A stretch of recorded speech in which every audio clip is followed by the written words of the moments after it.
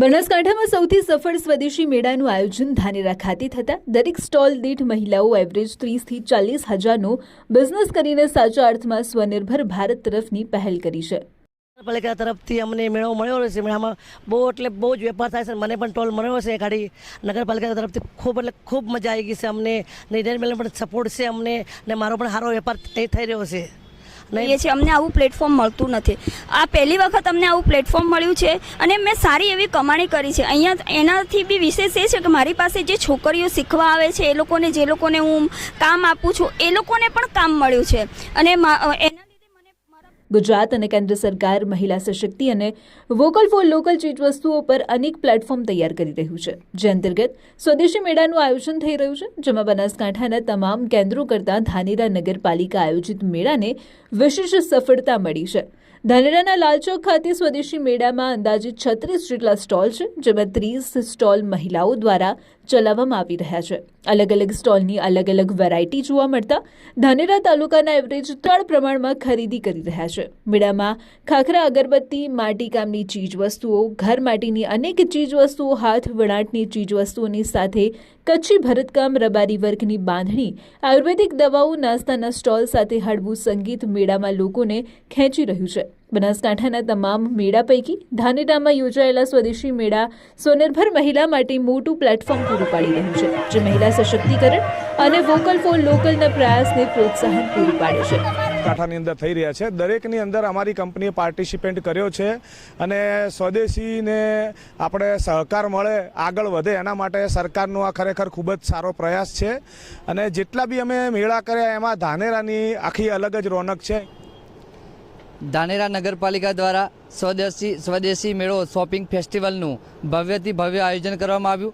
તેના દ્વારા ધાનેરાના તો વેપારીઓને તેમજ ધાનેરાના સૌ લોકોને પણ ફાયદો થયો। તેના દ્વારા ખરીદી કરવામાં આવી રીતે વર્ષ જો કરવામાં આવશે તો ઘણો બધો ફાયદો થઈ શકે છે। સરસ મજાનું આયોજન છે અને આવું આયોજન થવું જ જોઈએ। અહીંયા મોટી સંખ્યામાં ધાનેરા તેમજ આજુબાજુના લોકો સ્વદેશી મેળાનો આનંદ લેવા અને ખરીદી કરવા માટે 3-4 દિવસથી લગાતાર અહીંયા ખૂબ ભીડ રહે છે અને આવું આયોજન થવું જ જોઈએ। અને હું તો પબ્લિકને કહું છું કે આ આયોજનની મજા લો અને સ્વદેશી મેળાનું જે આયોજન કરેલું છે એ સ્વદેશી મેળાનું આયોજન ધાનેરા નગરપાલિકા હેઠળ થયું છે, જેમાં સ્ટોલ દીઠ એવરેજ 20,000ની એવરેજ થઈ છે। 5 દિવસમાં તમામ સ્ટોલ પૈકી અંદાજે 8 લાખની આવક નોંધાઈ છે। પાલિકા મેળાને લઈને વિશિષ્ટ આયોજન કરી રહ્યું છે। સ્ટોલ ધારક અને ગ્રાહકોને અનુકૂળ વાતાવરણ પાલિકા પૂરું પાડી રહ્યું છે। સ્વદેશી મેળાની જમાવટ માટે ભવ્ય લોક ડાયરાનું પણ આયોજન કરવામાં આવતા મોટી સંખ્યામાં લોકો હાજર રહ્યા હતા। નાના બાળકો માટે અનેક રમતોના સ્ટોલ પણ ઊભા કરવામાં આવ્યા છે। સવારે 10 થી રાતના 10 વાગ્યા સુધી ચાલતા સ્વદેશી મેળો એક મજાના પિકનિક પોઈન્ટ જેવો બની ગયો છે। સરકારની સ્વદેશી મેળાની યોજના સાચા અર્થમાં ધાનેરાના આંગણે સાર્થક થતી જોવા મળી રહી છે। ધાનેરા નગરપાલિકા દ્વારા જે સ્વદેશી મેળાનું જે આયોજન કરવામાં આવ્યું છે તેમાંથી 36 સ્ટોલનું જે આયોજન છે એમાંથી 30 સ્ટોલ જે મહિલા સશક્તિકરણ માટે ફાળવવામાં આવેલા છે, જે સાચા અર્થે સાર્થક થયા છે અને લોકોને હજારો ઉપરની આવક મળી રહે છે। નગરપાલિકા દ્વારા તારીખ 9 તારીખના રોજથી સ્વદેશી મેળાનું આયોજન કરવામાં આવેલું હતું।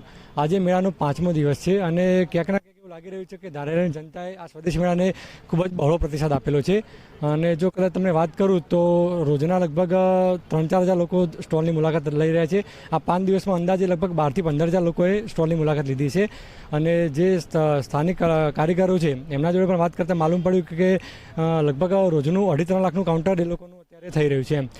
ધાનેરા ખાતે યોજાયેલ મેળો સાચા અર્થમાં મહિલા સશક્તિકરણ અને સ્વનિર્ભર ભારતનું એક આદર્શ ઉદાહરણ છે। સરકારે કરેલા પ્રયત્ન થકી આજે એક વોકલ ફોર લોકલનો ટ્રેન્ડ ખૂબ જ લોકપ્રિય થતો જોવા મળી રહ્યો છે।